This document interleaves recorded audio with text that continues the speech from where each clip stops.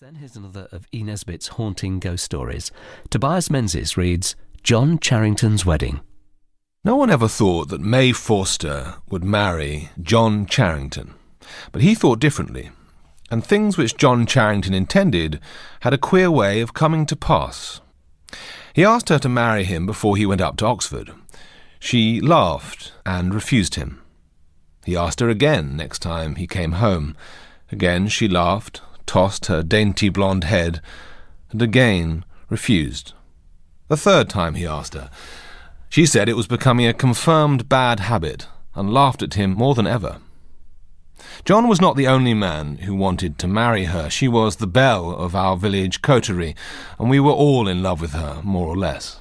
It was a sort of fashion, like masher collars or Inverness capes.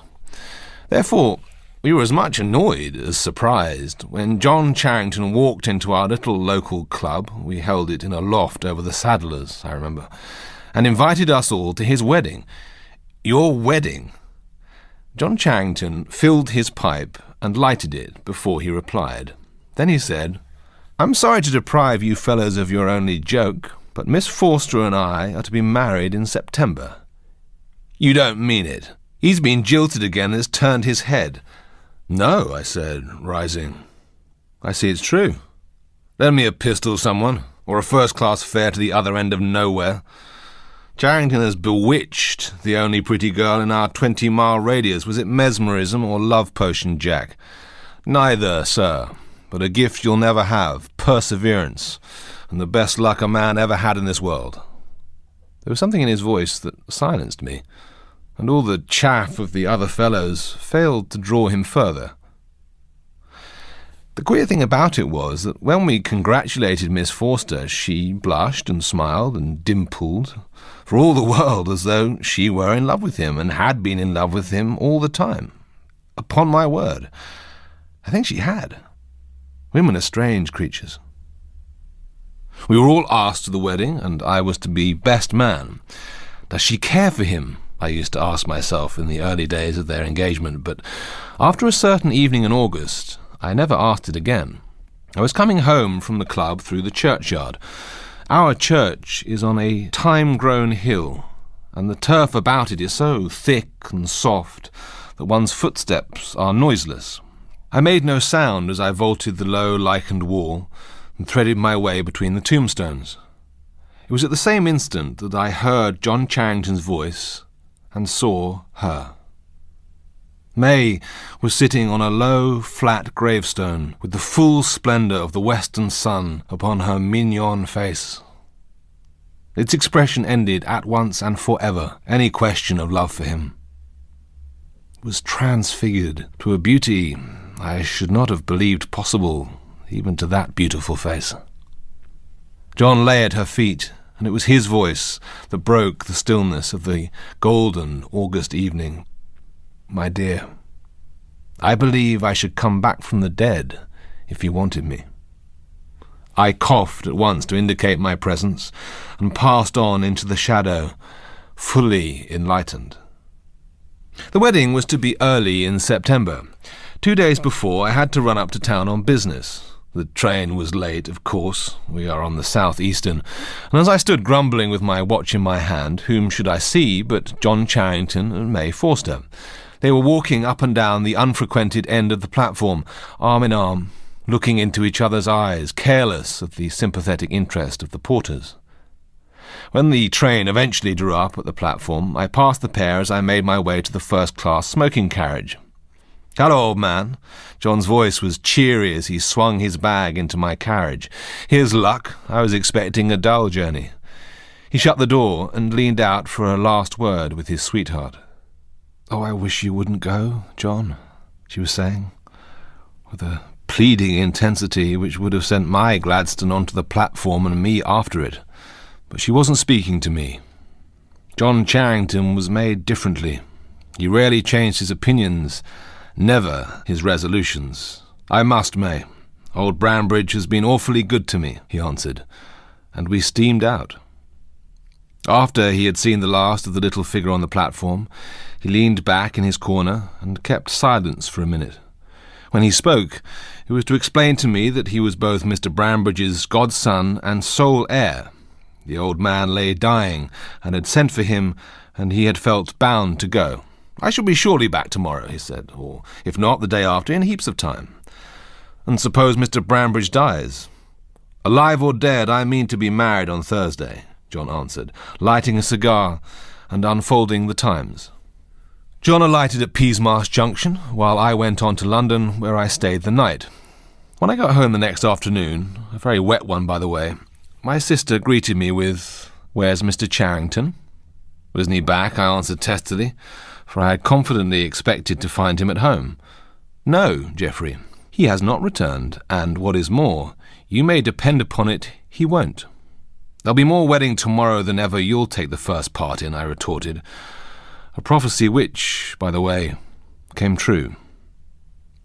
But though I could snarl confidently to my sister, I did not feel so comfortable when, late that night, standing on the doorstep of John's house, I heard he had not returned. I went home gloomily through the rain.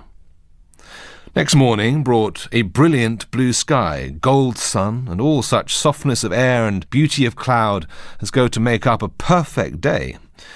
With my shaving water came a note from John. Mr. Brambridge had begged him so to stay another night that he had not the heart to refuse. I was to meet him at the station at 3 and come straight on to the church. I was at the station at 2:30. I felt rather annoyed with John. It seemed a sort of slight to the beautiful girl who loved him, that he should come, as it were, out of breath and with the dust of travel upon him, to take her hand, which some of us would have given the best years of our lives to take. But when the 3 o'clock train glided in and glided out again, having brought no passengers to our little station, I was more than annoyed. There was no other train for 35 minutes. The 3:35 was late, of course. I ground my pipe between my teeth and stamped with impatience as I watched the signals. Click. The signal went down. 5 minutes later, I flung myself into the carriage that I had brought for John. "Drive to the church," I said. "Mr. Charrington hasn't come." Anxiety now replaced anger. What had become of the man? Could he have been taken suddenly ill? I had never known him have a day's illness in his life, and even so he might have telegraphed. Some awful accident must have happened to him. The thought that he had played her false never, no, not for a moment, entered my head. Something terrible had happened to him, and on me lay the task of telling his bride. It was 5 minutes to 4 as we drew up at the churchyard gate. A double row of eager onlookers lined the path from Lichgate to porch. I sprang from the carriage and passed up between them. Our gardener had a good front place near the door. I stopped. "Are they waiting still, Byles?" I asked, simply to gain time, for of course I knew they were by the waiting crowd's attentive attitude. "Waiting, sir? No, sir." "Why? Must be over by now." "Over? Then Mr. Charrington's come?" "To the minute, sir. Must have missed you somehow. And I say, sir," lowering his voice, "I never see Mr. John the least bit so afore. But my opinion is, he's been drinking pretty free. His clothes was all dusty, and his face like a sheet. I tell you, I didn't like the looks of him at all, and the folks inside are saying all sorts of things. You'll see. Something's gone very wrong with Mr. John, and he's tried liquor. He looked like a ghost, and in he went with his eyes straight before him, with never a look or a word for none of us. Him, there was always such a gentleman." As the bride and bridegroom came out, I saw that Byles was right. John Charrington did not look himself. There was dust on his coat, his hair was disarranged. He seemed to have been in some row, for there was a black mark above his eyebrow. He was deathly pale, but his pallor was not greater than that of the bride, who might have been carved in ivory. Dress, veil, orange blossoms, face, and all. As they passed out, the ringers stooped. There were 6 of them. And then On the ears expecting the gay wedding peal came the slow tolling of the passing bell. A thrill of horror at so foolish a jest from the ringers passed through us all. But the ringers themselves dropped the ropes and fled like rabbits out into the sunlight. The bride shuddered, and grey shadows came about her mouth, but the bridegroom led her on down the path where the people stood with the handfuls of rice. But the handfuls were never thrown, and the wedding bells never rang. In a hush, like the hush in the chamber of death, the bridal pair passed into their carriage, and its door slammed behind them. Then the tongues were loosed, a babel of anger, wonder, conjecture from the guests and the spectators. "If I had seen his condition, sir," said old Forster to me as we drove off, "I would have stretched him on the floor of the church, sir, by heaven I would, before I'd have let him marry my daughter." He put his head out of the window. "Drive like hell," he cried to the coachman. "Don't spare the horses." He was obeyed. We passed the bride's carriage. I forbore to look at it, and old Forster turned his head away and swore. We reached home before it. We stood in the doorway in the blazing afternoon sun, and in about half a minute we heard wheels crunching the gravel. When the carriage stopped in front of the steps, old Forster and I ran down. I had the door open in a minute, and this is what I saw. No sign of John Charrington, and of May, his wife. Only a huddled heap of white satin lying half on the floor of the carriage and half on the seat. "I drove straight here, sir," said the coachman, as the bride's father lifted her out, "and I'll swear no one got out of the carriage."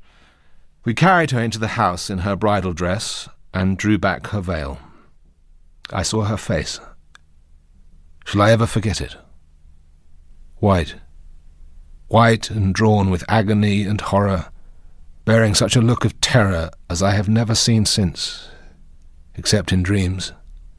And her hair, her radiant, blonde hair, I tell you, was white like snow.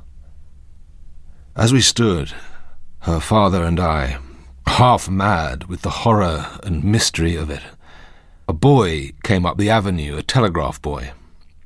They brought the orange envelope to me. I tore it open. Mr. Charrington was thrown from the dog-cart on his way to the station at 1:30, killed on the spot. And he was married to May Forster in our parish church at 3:30, in presence of half the parish. I should be married, dead or alive. What had passed in that carriage on the homeward drive? No one knows. No one will ever know. Oh, May, my dear. Before a week was over, they laid her beside her husband in our little churchyard on the thyme-covered hill, the churchyard where they had kept their love trysts. Thus was accomplished John Charrington's wedding. John Charrington's Wedding by E. Nesbit was abridged for radio by Roy Apps and read by Tobias Menzies. It was produced by Celia de Wolf and was a peer production for BBC Radio 4 Extra.